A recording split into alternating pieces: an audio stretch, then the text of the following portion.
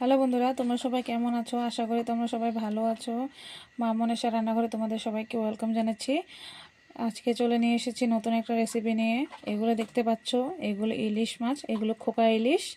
এগুলো আমি ভাপা করব। মাছগুলো কিন্তু বেশ ভালো, এই যে দেখুন, খুব সুন্দর। আর এগুলোকে আমি সুন্দর করে কেটে ধুয়ে নুন হলুদ মাখিয়ে রেখেছিলাম। এই যে দেখুন, এক এক করে আমি এগুলোতে মশলা দেবো এখন।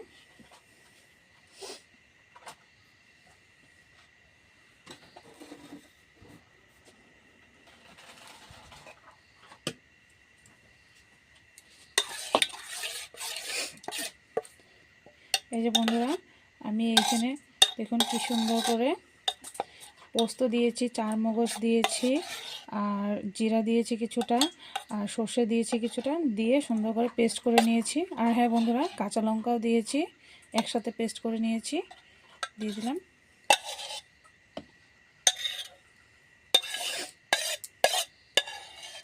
এই যে দেখুন, দিয়ে দিলাম।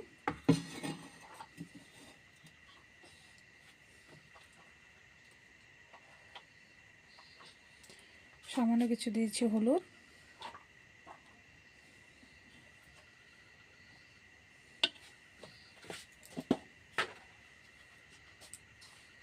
নুন দিয়ে দিলাম,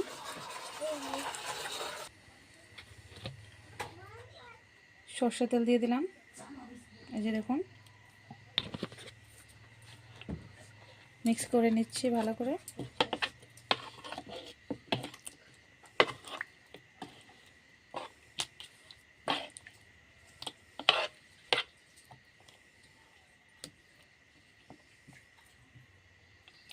বন্ধুরা, ঢাকা দিয়ে দেব আধা ঘন্টার জন্য, একটু ম্যারিনেট হবে।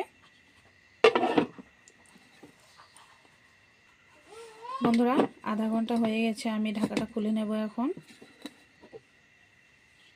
এখন কি সুন্দর হয়েছে। তাহলে চলুন রান্নাটা বসিয়ে দেই। দিয়ে দিচ্ছি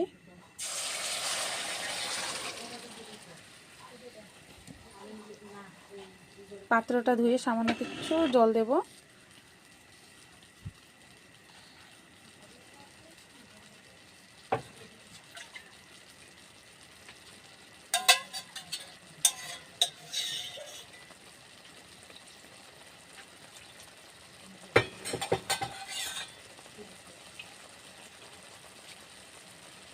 এই যে বন্ধুরা, জলটা দিয়ে দিলাম, আর ঢাকা দিয়ে দেব। আঁচটা কমিয়ে দেব, সুন্দরভাবে হয়ে থাকবে। ঢাকা দিয়ে দিলাম।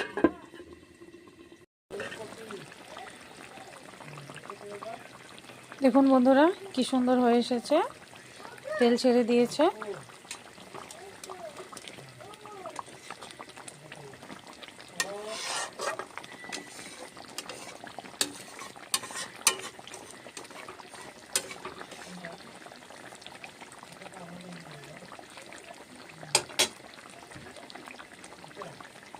হাজবেন্ড এসেছে, তার জন্য ভাবলাম একটু করে খাওয়াই।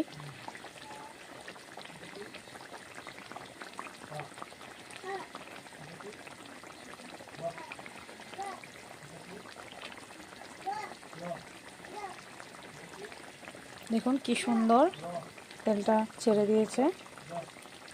দেখুন দেখুন কি সুন্দর হয়ে এসেছে।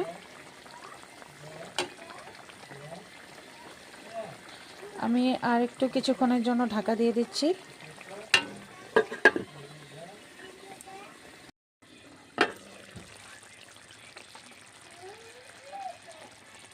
দেখুন বন্ধুরা, হয়ে এসেছে, নামিয়ে পরিবেশন করে নিচ্ছি।